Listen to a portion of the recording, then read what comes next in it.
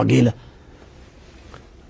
انا طول عمري ادي بحب الجغرافيا، فانا عارف كويس قوي فين اللي عايش فين ابو عجيله. لا يمكن هذا الكلام يحصل، يستحيل.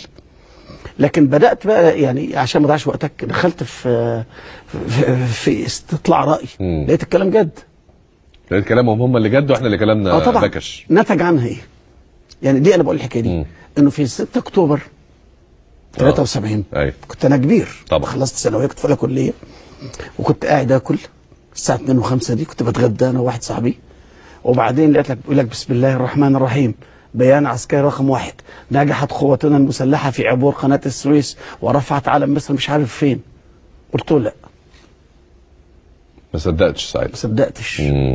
بكيت طبعا لان كان نفسي يكون جد، بكيت وسجدت وتاثرت للغايه، لانه لو الكلام ده جد هبقى كويس قوي.